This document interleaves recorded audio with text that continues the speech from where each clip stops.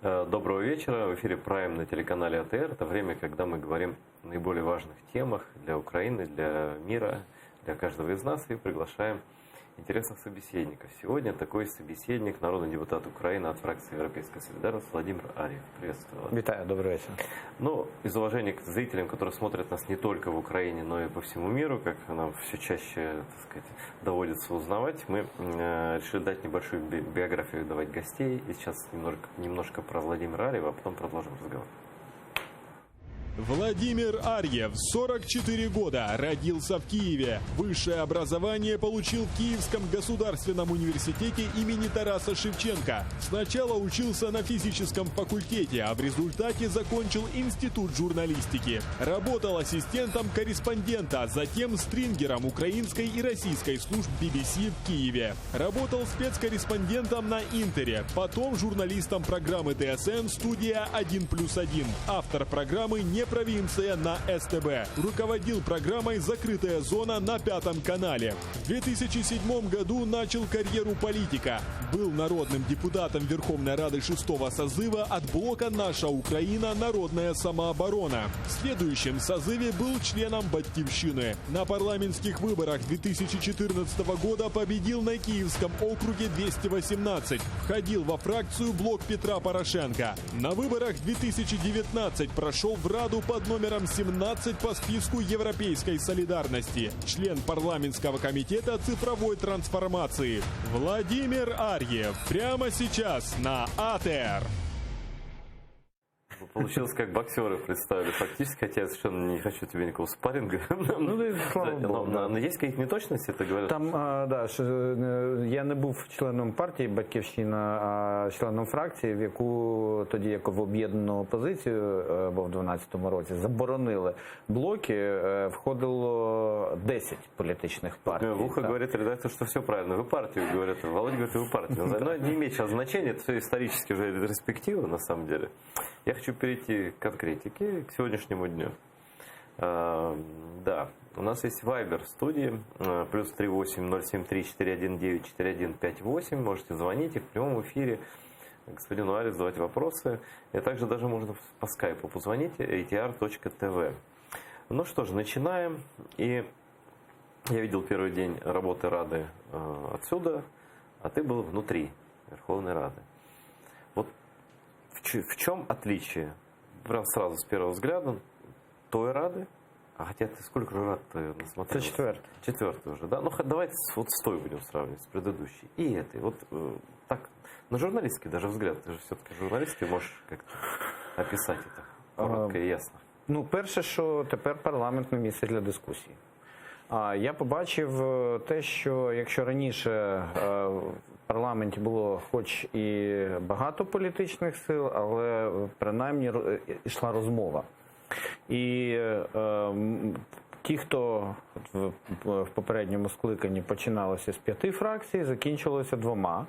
Але інших 3, да, там, хто вийшли із коаліції, завжди слухали і намагалися принаймні їх враховувати, не відкидали, як зараз от буквально ти що говориш, абсолютний блок. Ну, подожди, там все-таки председательствующий, там сначала один был, потом другой, но давали слово, и выступала и Ирина Геращенко, выступал еще кто-то от вашей фракції.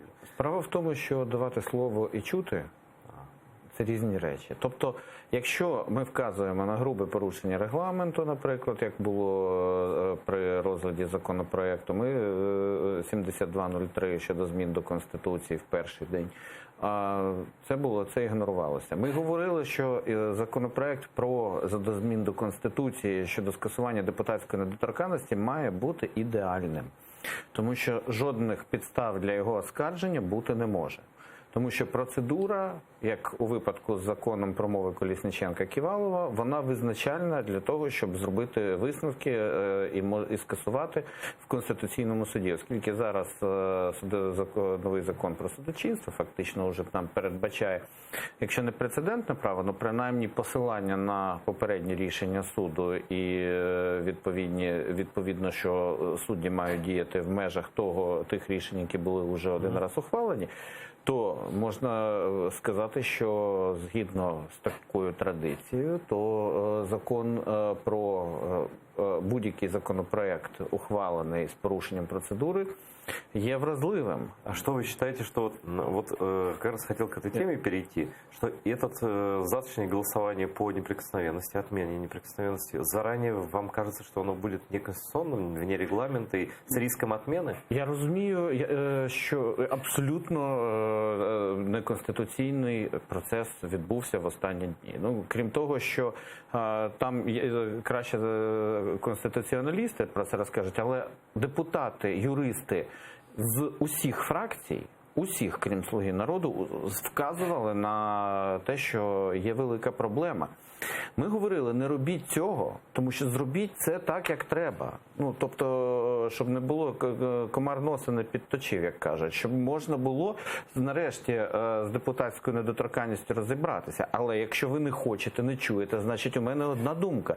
Значить, все це, що відбувається, профанація. Тому що зараз її можуть скасувати, але потім Конституційний суд фактично в будь-який момент її може повернути. Тобто, замість того, щоб перетворити це в європейську модель, зараз робиться гра Конституцією, гра законами і, знову ж таки, політична доцільність. Ось в даний період часу треба депутатську недоторканність для того, щоб, можливо, своїх приструнити, чужих переслідувати, щоб своїх Нет, же... ну и народ ждет, давай уж честно говорить. Это очень модный мем. Еще при той власти был, при царском режиме. Я розумію.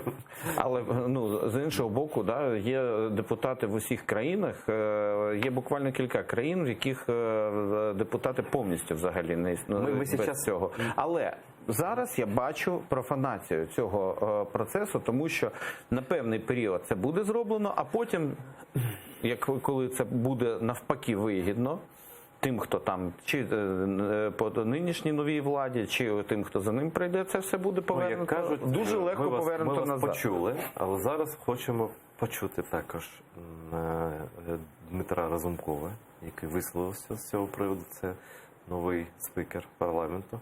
Будь ласка, пане редакторе.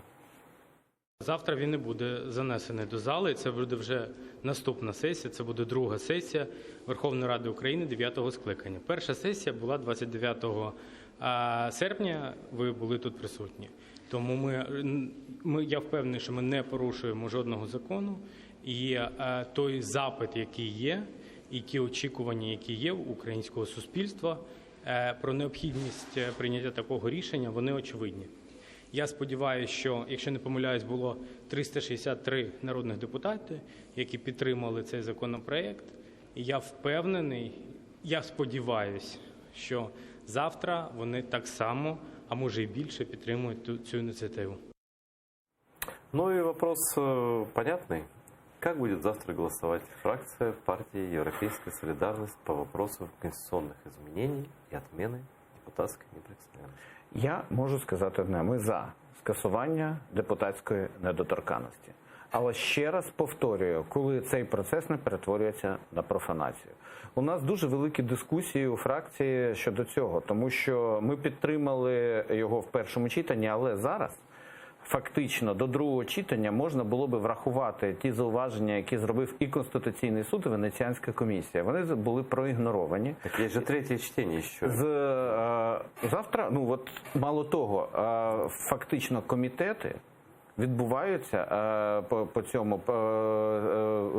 по цьому питанню в міжсесійний період, тому що перша закрита, друга не відкрита. І законопроекти, особливо конституційні, як пояснили, між першою і другою сесією, перша не вважається черговою, тому що вона вважається настановчою. На ній приймати так само голосувати не можна. Ми зараз далеко уйдемо. Ми заглиблюємося. Питання в іншому.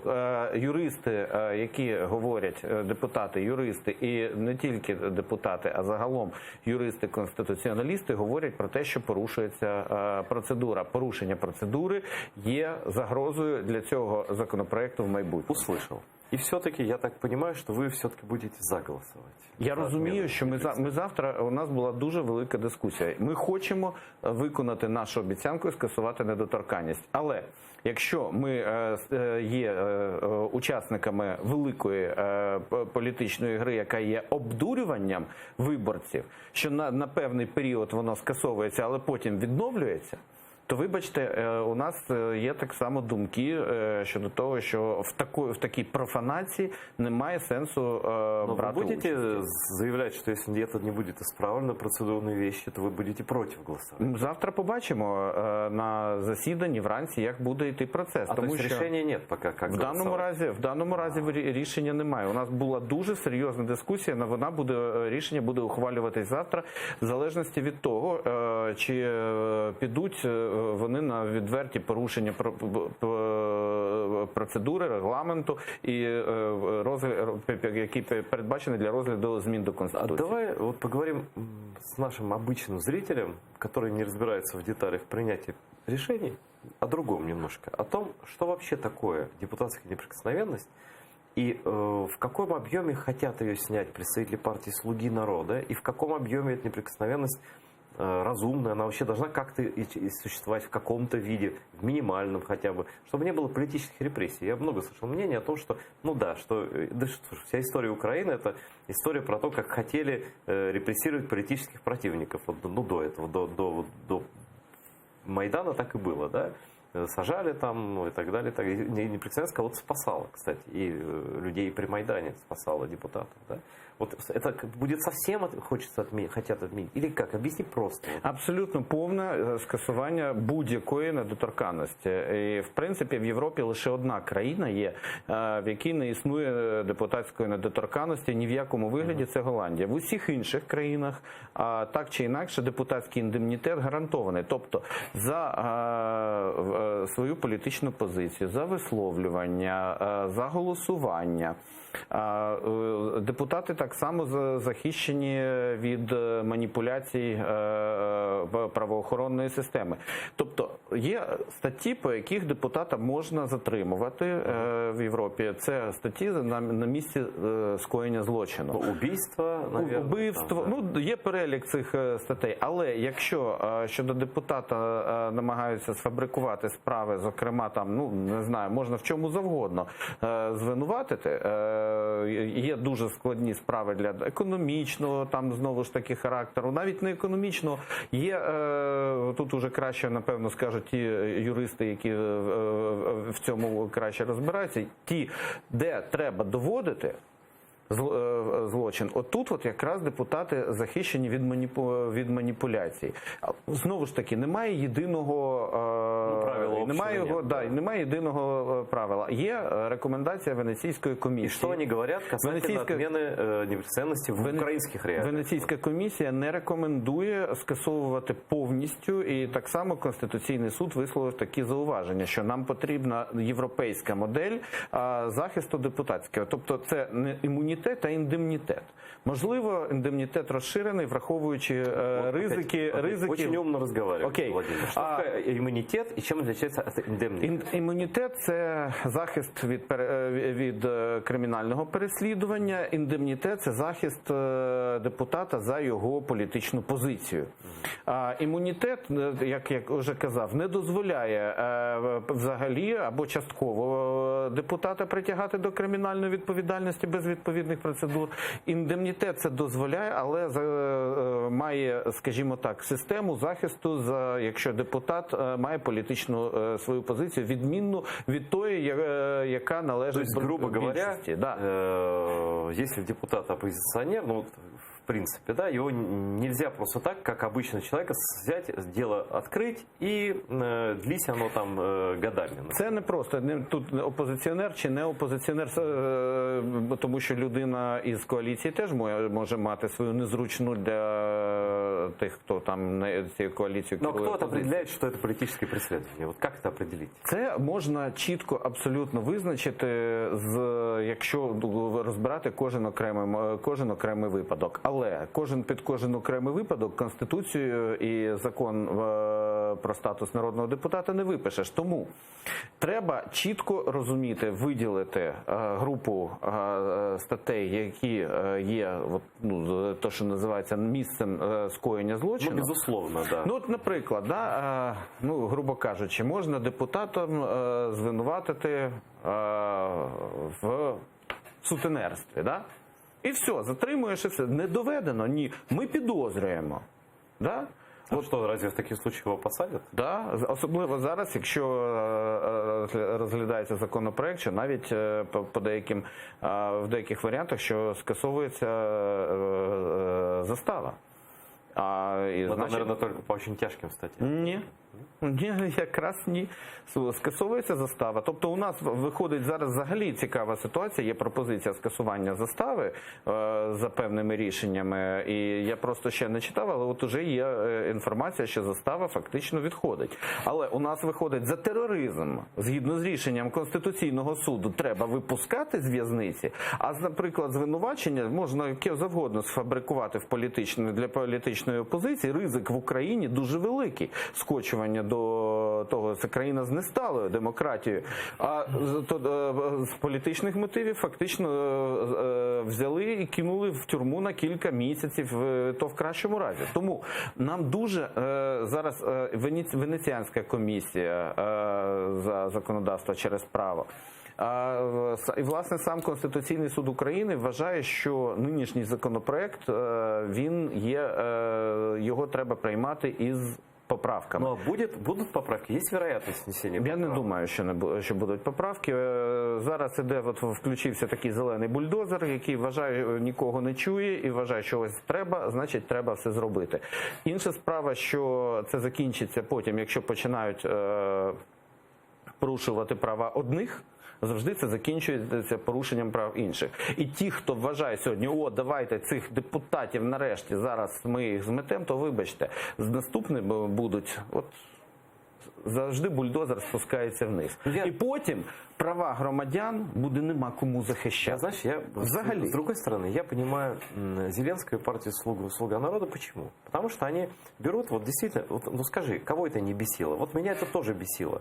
Значит, человек явный взяточник. Вот он берет взятку прямо перед камерой. Вот прямо в камеру он берет взятку, да? Его, во-первых, никуда не привлекают. Дело заводится. Потом его, я даже фамилию хочу называть, там несколько было подобных случаев по наглости, да? А потом просто заносит деньги, он выходит такой красивый и на Бентли ездит, да? Наверное, это всех раздражало, людей. И, наверное, они смотрят, что людей раздражает, действительно хотят это отменить. Может быть, там нет никакого заговора, может быть, они хотят, чтобы действительно не было возможности у жулика, который миллиардами, миллионами вертит, что от кого угодно откупиться, что если ты депутат, то делай, что хочешь, там нічого тобі не буде. Знаєте, зараз жуліки, вони відкуповуються і без депутатського значка. І в даному разі, якщо є монобільшість, то зняття депутатської недоторканності із того, хто прокрався, да? Воно можливо. 226 голосів за поданням Генерального прокурора. Будь ласка, ваша вся влада, вперед. Тобто це є достатньо цікавий механізм. Але своїх, фактично вони, «Слуга народу», вони заганяють в те, що навіть і не думай мати свою позицію, інакше можна буде зробити все, що завгодно. Якщо хапають, як казав хабарник, да, було, депутата брали дійсно на хабарі, ледь не зафіксувало. Так я ж про це і говорю, що це скасування необмеженого імунітету. Будь ласка, по цій статті на місці злочину забирай. Але якщо є придумані статті, а у нас такі в Кримінальному кодексі, які порушують по факту, ми вважаємо, ви вам підозрювані по цьому факту. І скільки людей знають, що це можливо? Можливо притягати людину. І є, особливо за політичну і за його політичну діяльність, за позицію. Ще в Україні такого, за останні роки, такого не існувало. Але ризик є величезний, тому що Україна є країною з несталою демократією. Ми розвиваємося, ми будуємо демократичні інститути, але зараз відкочувати все це назад треба, не можна. Тому треба в даному разі йти відповідно до рекомендацій Венеціанської комісії. І по європейським стандартам. Я надеюсь, что к этому прислушаться, потому что все-таки, мне кажется, имеет значение, как на это смотрят в Европе. Я вам можу нагадати, на Майдан багато хто і хлопців на Майдані захищали через те, що у депутатів, якраз у опозиційних, була така річ, як недоторканність. Да? І тоді і це було. І багатьох людей вдавалося від свавілля захищати. Інша справа, що вона б використовувалась так само і тими, хто хотіли заховатися від кримінального переслідування. Ну, да, все о двох концах. І тому в даному разі ми плануємо знайти золоту середину, золотий переріз, як кажуть, для того, щоб в українських умовах і злочинці були покарані відповідні, да, і що невинний не був переслідуваний. Абсолютно. І той, хто захищає права опозиції, і хто з опозиції, хто захищає права людей, часто від свавілля влади, не був переслідуваний за це. Тому що людину, яка переслідується, вона фактично, люди позбуваються права навіть на теоретичний шанс бути захищеними з боку народного депутата, хоча це його конституційне право захищати громадян. Прям выступил в Верховной Раде. Можно речь уже такую толкать. Завтра скажешь что-нибудь в Верховной Раде? Подивимося. Нет, ну на самом деле важные вещи, это же не шутки все. И то, что власть, какой бы ни было большинство, должна слушать аргументы, и аргументы, тем более, они же даже не оппозиционные, они какие-то такие разумные, ну, если это европейские какие-то стандарты, ну, мы все-таки туда идем, а не в обратную сторону. Ми не хочемо, ми не просимо нічого екстраординарного. Все, що ми пропонуємо в рамках європейського законодавства. Я понял, услышал. Я хочу продолжить тему. На завтрашнем заседании также будут рассматриваться вообще всего 7 законопроектов об изменениях в Конституции. Не каждый день, кстати, Верховная Рада Украины рассматривает изменения в Конституции, тем более 7 сразу. Среди них законопроект 1014, это право президента образовывать независимые регуляторные органы, назначать и увольнять глав Государственного бюро расследований и НАБУ, Национальное антикоррупционное бюро Украины. Давайте послушаем несколько этих пунктов из объяснительной записки к проекту закона, а потом обсудим их с гостем.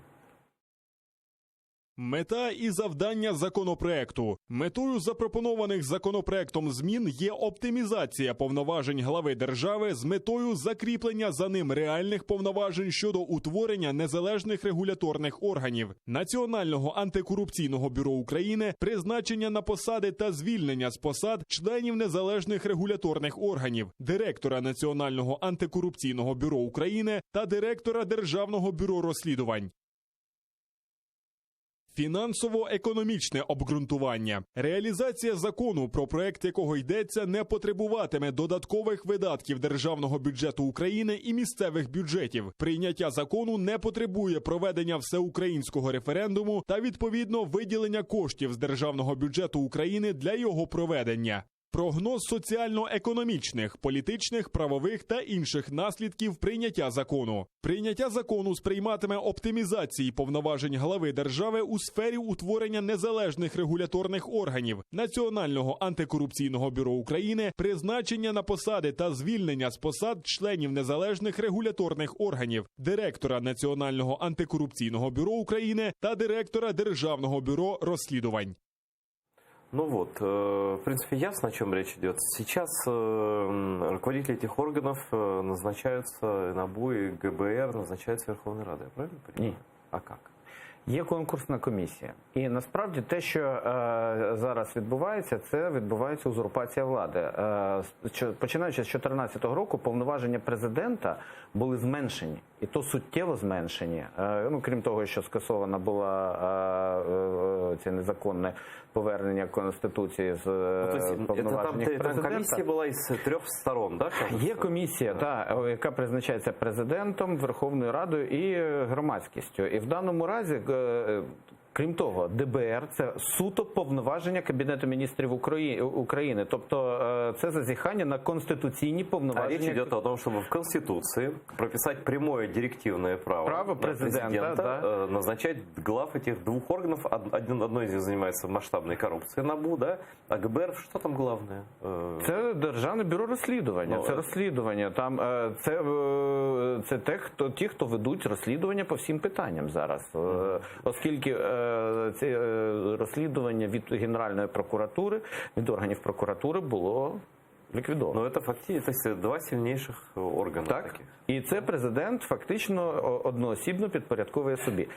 Я пояснюю механізм, як це є. Призначається, наприклад, голова НАБУ, йому проходять кандидати конкурсну комісію, президенту кладуть на стіл двох осіб, які пройшли величезне сито.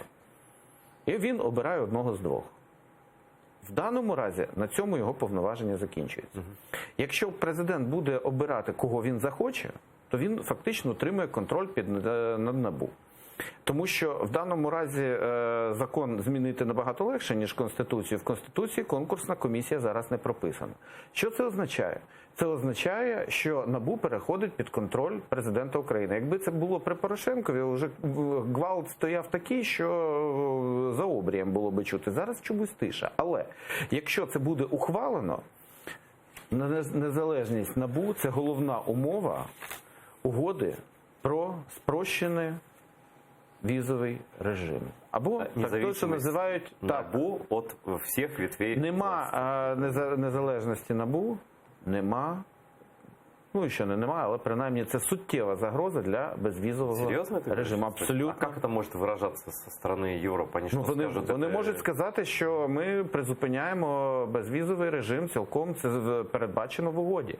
Тому в даному разі я дивуюся тому, що поки що тут іде просто мовчання. Мовчання ягнят, яке з цього приводу, зокрема від тих антикорупційних організацій, які раніше піднімали шум з приводу і без приводу.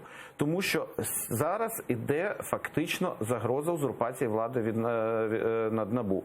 Я розумію, що це тільки ініціатива. Її треба ще буде отримати відповідно висновок Конституційного суду. Лише потім перше читання, потім друге. Але ми бачимо в даному разі, що 300 голосів в цій Верховній Раді може набратися.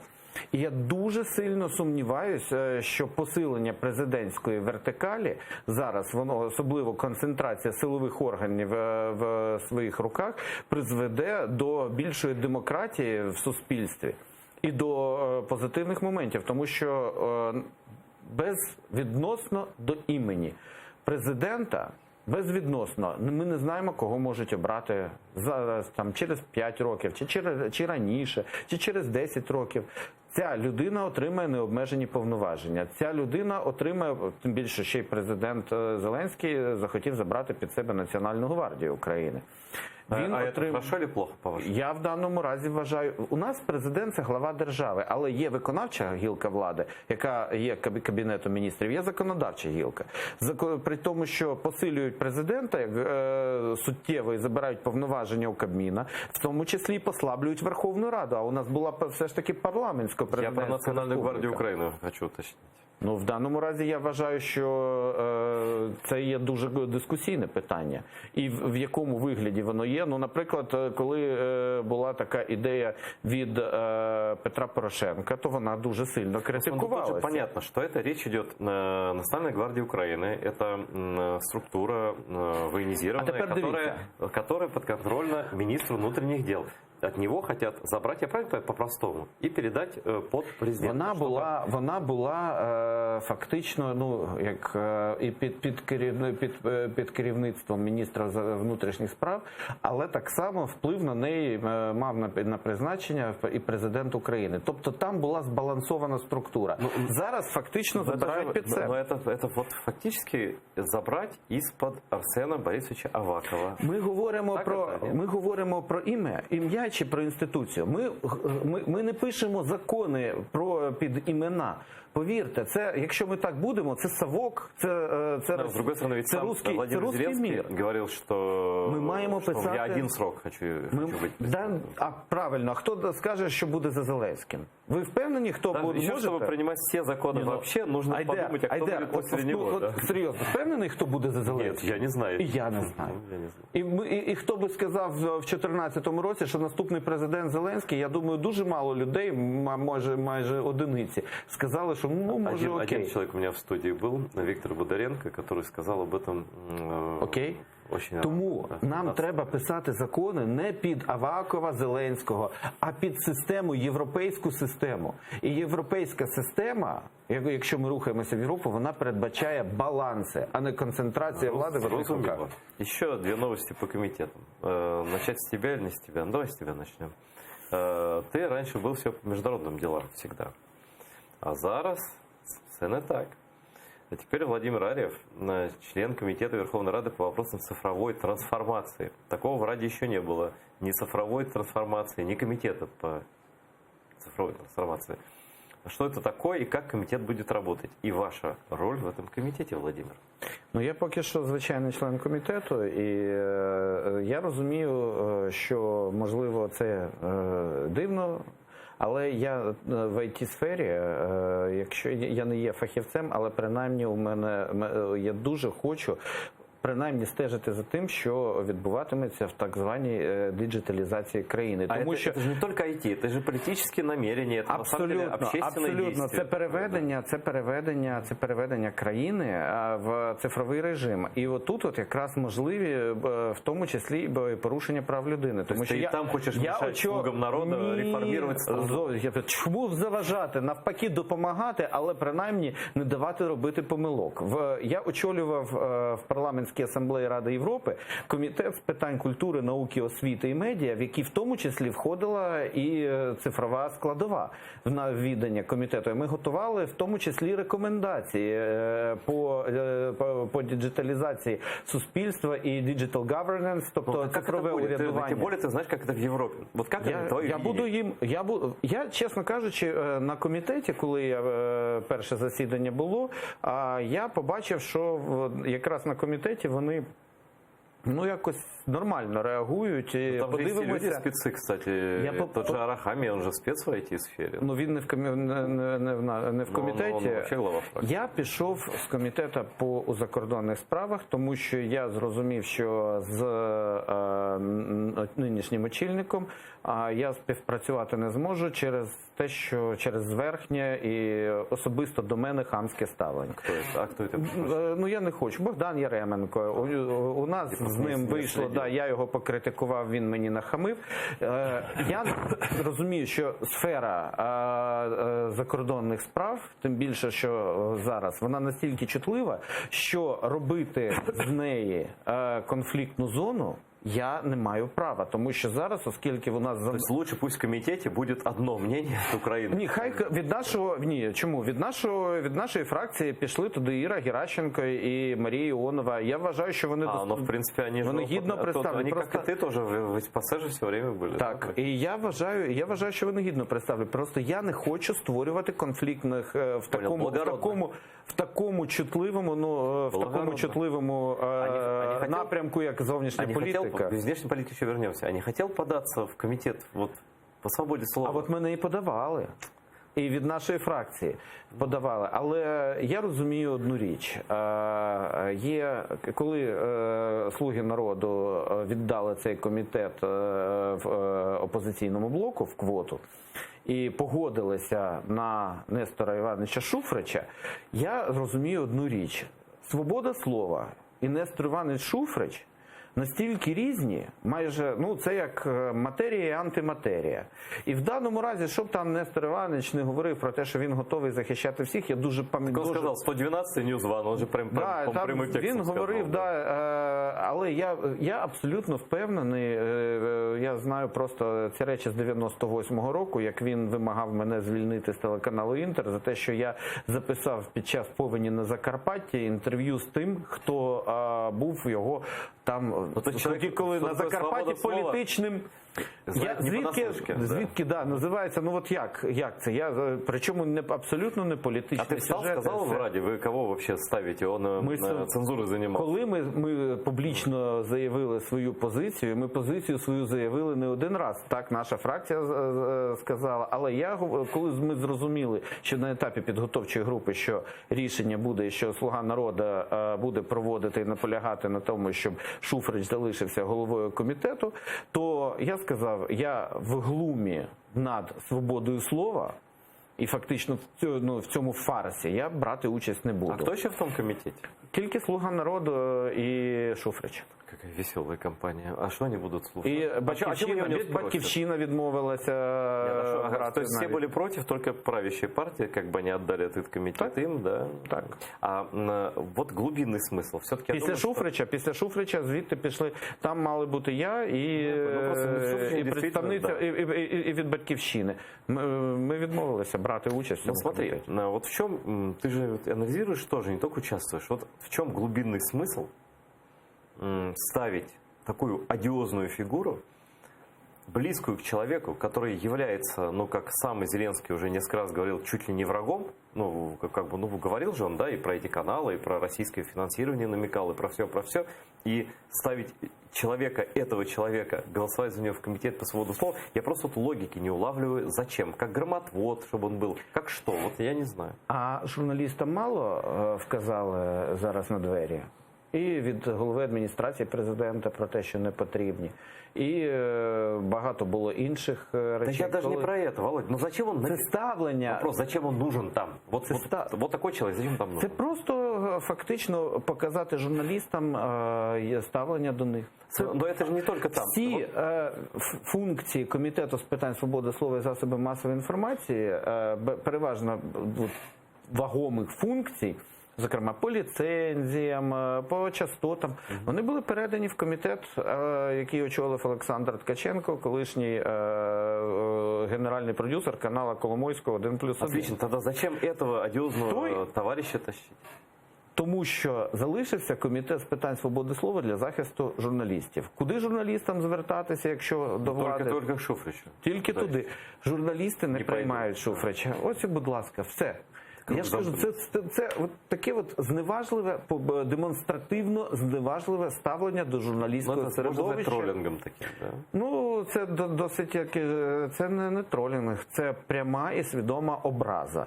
І фактично декларація свого навіть не ставлення, а важко навіть підібрати слово. Смотри, ну тут есть одна угроза. Она мне представляется, кстати, вполне реальной. Вот такой человек, как Шуфрич. Там же никто знает, Шуфрич это Иванов, Петров. Кто там, какая разница? Едет в ПАСЕ. Он же корка имеется, да? Комитет защиты свободы слова. Парламент Украины. Вот человек едет, он при галстуке. Он выходит в ПАСЕ или в ОБСЕ и говорит: у нас притеснение свободы слова, у нас все порушено, вот есть прекрасные каналы, ну, условно, 112, Ньюзван, какой-нибудь еще, да, и вот власть на них нападает, но, по сути дела, это же прямая помеха даже тем планам, которые Зеленский и его команда озвучили в отношении пророссийским каналам. Он будет там рассказывать, как они же тут, значит, типа душат свободу слова. Ну, значить, у «Слуги народу» або не вважають за проблему, або не подумали про це. Но это проблема, он же будет Украину не дефамировать, как это сказать правильно, но создавать фейковые мнения о событиях в Україні. Я можу сказати, що це так просто не працює. Є журналістські організації, медіа, профспілки, структури, вони інформують, як голова комітету в ПАРЄ, який опікувався медіа, можу сказати, що якраз до журналістських організацій, медіа, структур, інформації від них є набагато навіть більше уваги.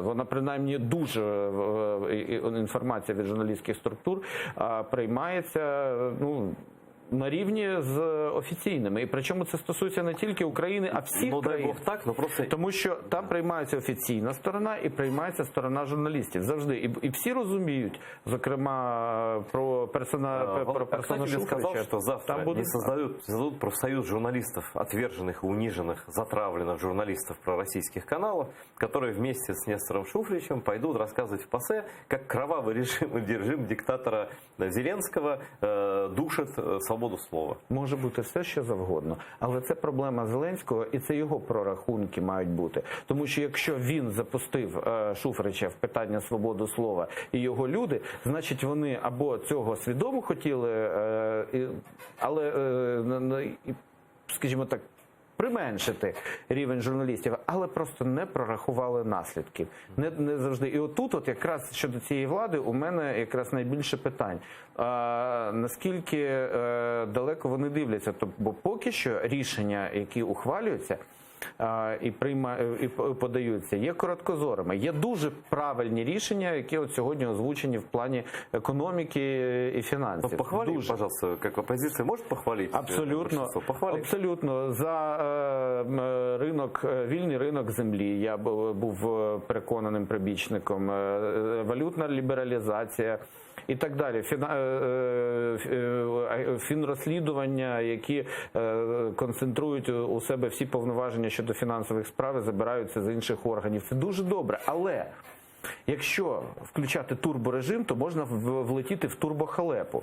Тому що кожен такий ґрунтовний, просто фундаментальний законопроект треба виписувати, виговорювати і моделювати. От сідати, наприклад, Муждабаєв грає роль корупціонера, а Ар'єв грає роль антикорупціонера. І ми на основі цього закону проходимо по нього, і Муждабаєв, як адвокат диявола, говорить: а ось тут би я міг би зробити таким. І ми тут дивимося: шпарина.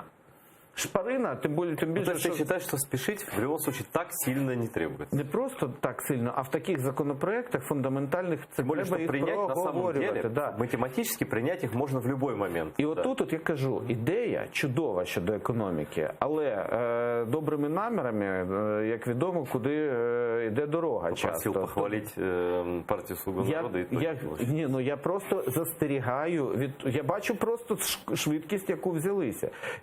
Скорость це тебе пугає, і в плані качества. Вона, звичайно, буде впливати на якість, тому що законопроект – це не шалений принтер, а законопроекти ми робили швидко. Повільніше, ніж взялися «Слуги народу». І у нас вилазило стільки бліг. І в даному разі, якщо ти робиш ринок землі або лібералізацію валютного ринку, можна в такому разі пропустити один або свідомо, або через поспіх пропустити такі шпарини, які будуть використовувати наші ушлі товариші, а їх у нас багато, і вони кожною шпариною, повірте, скористаються на 100%. Отлично. Теперь переходим к внешней политике.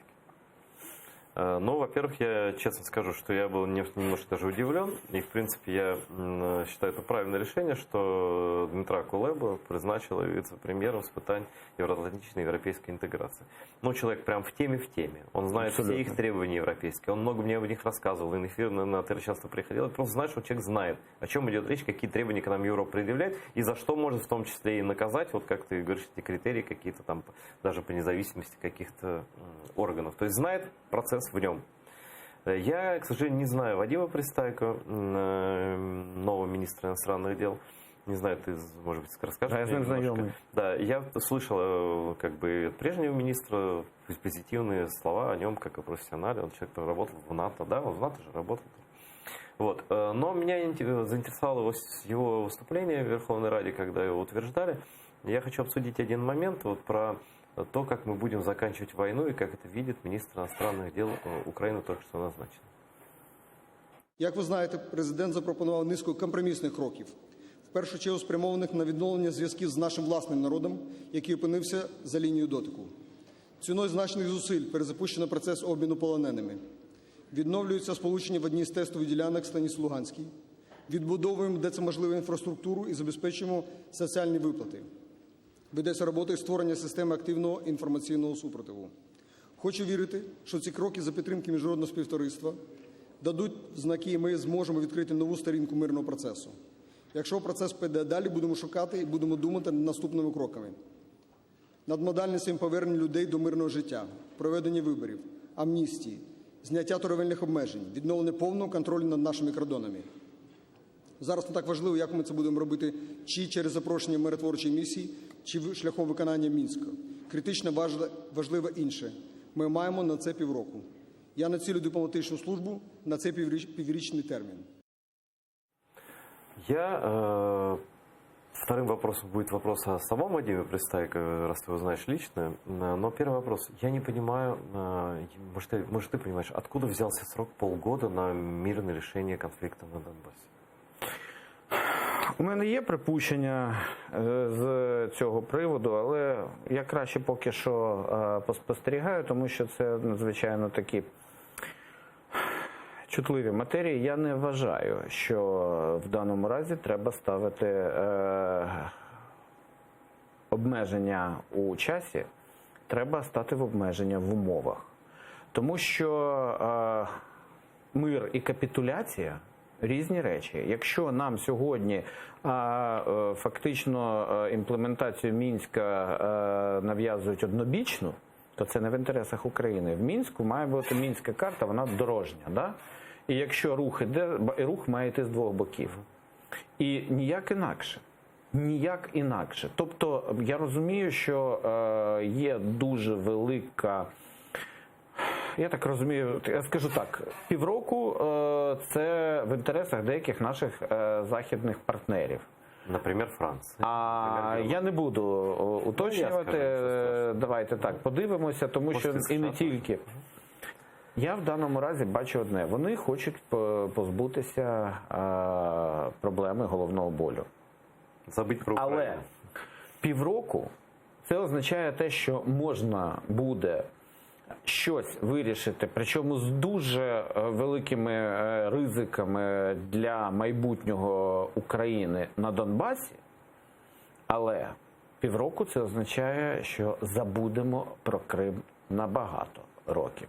І отут якраз попередня влада і попередня зовнішньополітична стратегія України говорила про те, що ні Донбас, ні Крим не можна залишати за дужками.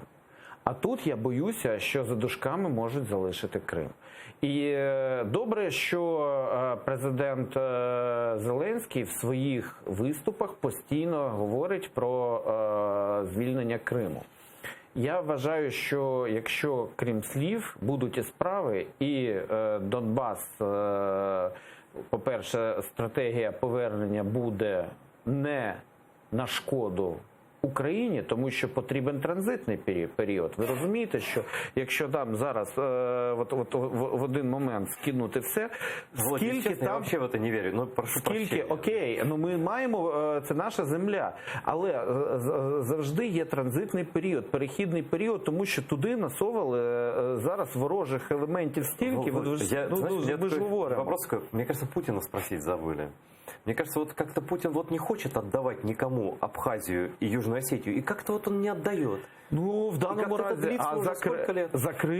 за Крим він Донбас віддасть. Якщо про нього забудуть, будь ласка. Я думаю, що йому треба, для Путіна важливий один момент. Він теж буде готовий піти, я вважаю, на поступки на Донбасі. Йому треба зняти санкції.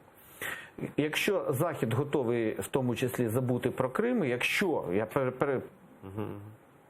це не ствердження, а припущення, якщо є такі домовленості, що на певний час про Крим забувають, як при Радянському Союзі забули про країни Балтії, про які Захід завжди вважав окупованим, але знімають частину санкцій, за Крим залишають якісь, не такі болючі, узгоджені, але знімають за Донбас, Він нарощує свою міць і далі вже буде готуватися до більш потужних ударів у майбутньому. Йому не потрібен окремо Крим, окремо Донбас. Там скільки разів говорили, їм потрібна вся Я понял, что ты имел в виду. То есть, вся Украина. если и отдать условно Донбасс, то для того, чтобы набраться... Потім забрати все. Тому що у Путіна іншого Захід хоче отримати зараз таку подушку безпеки, щоб Росія не зближувалася з Китаєм. Мало того, є великий ризик світової кризи. І у співпраці з Росією, з російськими ресурсами, це можна, зокрема, Франція ж вона має доступ до розробки, там компанія Total має доступ до розробки нафтових родовищ в Російській Федерації. Вони можуть трошки пом'якшити собі, це їхні інтереси. Ми раніше не давали розвернутися наповну, тому що ми не давали Україною гратися. І ось тут я бачу, що короткозорість. Якщо зараз виконати президентську обіцянку і отримати мир, то цей мир буде з Росією тимчасовий, тому що це буде не мир, а капітуляція. Тимчасова, знову ж таки, капітуляція. І далі Росія, коли наростить свої м'язи після того, як будуть з неї зняти частину санкцій, далі буде новий оберт агресії. Чесно, і тоді ми втратимо значно більше. Если честно, я думаю, что, если позволю себе чуть сказать, вот мое понимание ментальности Путина такое, что он и этого не сделает. Что он даже для видимости не сделает. Он же не сдал ничего в Абхазии, ничего в Осетии. Сейчас там провокации в Грузии, смотри новости. Там новые провокации, там они постоянно угрожают Грузии смерти, грубо говоря. Каждый там день они посылают какие-то сигналы. Да? Ну, я можу сказати, що якщо у нього як це хватка бультер'єра, да? То якщо він не зможе розчепити зуби вчасно, то потім це для нього буде велика проблема. Але стратегічно я бачу, я не знаю, я прораховую одне, йому потрібно зараз здати трошки назад, крок назад, щоб потім зробити дуже потужний рух вперед. І отут якраз Україна має прорахувати і унеможливити цей сценарій. Возможно, ты прав, но мне кажется, что он только готов видимость сделать шага назад, а суттєво нічого... Правильно, але це видимість, яка влаштує абсолютно всіх. Зеленського вона влаштує, тому що він тимчасово отримує виконану, умовно кажучи, на короткий період обіцянку. Захід отримує свої певні преференції. Німеччина там Північний потік-2, спокійно взагалі знімаються санкції. Навіть і Трампу це Володя, добре. можно такой вопрос задать? Вот ты сейчас все-таки уже не в ПАСЕ, да? Или, может быть, будешь, не будешь, но пока Не буду. Да? Після того, що сталося, я там не буду. Вот какая страна в Европе наибольшая проститутка по отношению к Украине? Це не дипломатичне А питання. ничего страшного. Вот мне тут Климкин сказал, что, говорит, как он Ли Кван Ю цитировал, он сказал, что я хочу быть корректным, но не политкорректным. Ты можешь сказать вот про свои ощущения? Кто вот наиболее склонен к сдаче принципов? У всіх країн є свої інтереси. І я можу сказати, поки українська зовнішня політика працювала з цими країнами, тут не можна сказати, вони думають про себе. Ну, все-таки, Німеччина думає про себе, Франція думає... наиболее беспринципен, ти можеш сказати? Я от ще раз кажу, Німеччина думає про себе, Франція думає про себе. Але якщо думати суто про себе їм тоді раніше заважала тверда позиція України, то вони мали її враховувати. Зараз твердої позиції України немає. Я думаю, що головне, хорошо, я сам здається, скажу. я вже... Хорошо, я понял. На мой взгляд, наиболее преступскую позицию занимает Франция сейчас. Вот это мое личное оценочное суждение. И переходя к этому ситуации с обменом, который подвис, ну ты же медийщик тоже все видел. Как они ночью закинули через, по-моему, канал Низыгорь, такой типа независимый, на самом деле полностью подчиненный Кремлю канал, что вот Сенцов, я уже помню, Сенцов летит в Киев. Ну, фактически уже все решено, все. А потом ничего. Это всеми было опровергнуто, но я удивлен, что не сразу, потому что, на мой взгляд, офису президента стоило сказать, только мы владеем информацией, только мы будем ее давать, ну, потому что они участники переговоров, да, и никто больше знать не может. Родные в аэропортах, весь интернет визжит, пищится, плачет и проклинает, и что угодно, но сейчас подуспокоилась. Вот у нас буквально 2 минуты осталось. Будет ли удачным этот обмен с гуманитарной точки зрения, вернутся ли хотя бы часть наших политзаключенных? И второе, зачем русским нужен был этот шум? і фейки. Ну, вони перевіряють загалом український сегмент соцмереж на те, наскільки важливо, для того, щоб потім використовувати температуру, яку вони заміряють в суспільстві в українському під час перемовин. Але що Росії потрібно зараз? Це одного із звинувачених, якого отримує СБУ, у якого вивезли у справі збитого Боїнга MH17. І Росія, для неї життєво важливо зараз його отримати. Якщо Росія отримує цього, то вона фактично, якщо Україна його видає, то Україна видає головного обвинувачуваного і фактично звільняє Росію від Гааги. І втрачає напряму потім повністю, ми втрачаємо, нас можуть навіть викинути із, Україну можуть викинути із слідчої групи,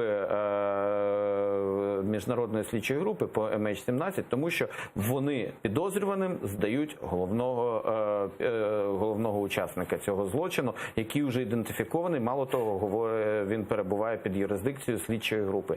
Все. І вибачте, оце от якраз Росії важливо. І в даному разі, якщо стежте, якщо це відбудеться, якщо його видадуть Російській Федерації, то це означає, що українське керівництво готово на такі поступки Росії, які можуть коштувати нам в майбутньому суверенітету. І значить, угода з Путіним найближчим часом, протягом цих півроку, є великою реальністю і великою загрозою для суверенітету України. Дуже дякую тобі. У нас в гостях був Володимир Ар'єв, народный депутат Украины от фракции партии «Европейская солидарность». Спасибо зрителям. Желаю подписаться на наш канал в YouTube, где и наше интервью, и самые интересные фрагменты из всего, и самые свежие новости. Не пожалеете. Всего доброго, смотрите АТР.